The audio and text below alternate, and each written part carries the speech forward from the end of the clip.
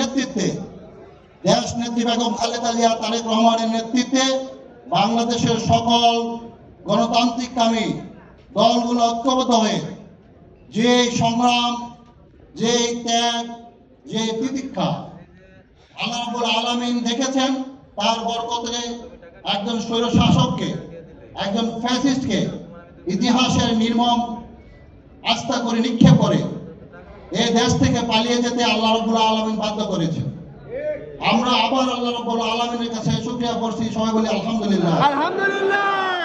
প্রিয় শরীয়তপুরবাসী, আপনারা জানেন এই দেশে গত 17 বছর কি হয়েছিল।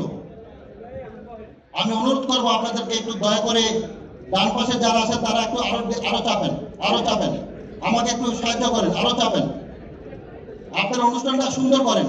আপনাদের কাছে অনুরোধ, আমাকে মহান রব্বুল আলামিন আমাকে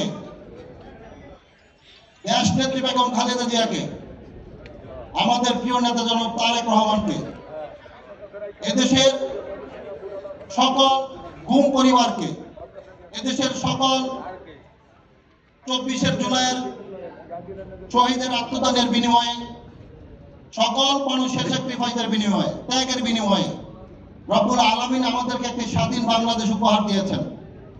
আমরা আপনাদের সামনে বাংলাদেশ জাতীয়তাবাদী দলের পক্ষ থেকে এই কথাটুকু শুধু বলতে চাই, দেশ নেত্রী বেগম খালেদা জিয়া এবং আমাদের প্রিয় নেতা জনাব তারেক রহমান আগামী দিনের বাংলাদেশের দেশ নায়ক। তিনি আমাদেরকে আপনাদের মাঝে পাঠিয়েছেন শুধুমাত্র আপনাদের ভালোবাসা অর্জনের জন্য। তিনি বারবার বলেছেন আমাদেরকে বারবার মানুষের কাছে যেতে হবে, মানুষের ভালোবাসা অর্জন করতে হবে। আমাদের প্রত্যেকটা নেতাকর্মীর কাছে আমার বিশেষভাবে অনুরোধ, আমি আপনাদের কাছে বিশেষভাবে অনুরোধ করছি, দুইটা জিনিস করবেন না।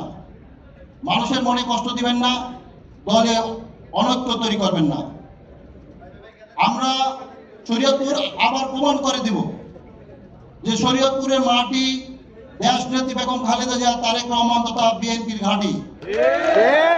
ইনশাআল্লাহ আগামী দিনের তৃণমূলের এই ঐক্যকে সুদৃঢ় করে আমরা শরীয়তপুর থেকে প্রথম শুরু করব যে বাংলাদেশ জাতীয়তাবাদী দলের তৃণমূল পর্যায়ে কোনো বিভেদ নাই। আপনারা রাজি? ইনশাআল্লাহ আমরা এই সুদৃঢ় ঐক্যকে আরো সুসংগত করার লক্ষ্যে আমরা একে অপরের সাথে মত বিনিময়, দেখা সাক্ষাতের মাধ্যমে দলীয় কর্মকাণ্ডে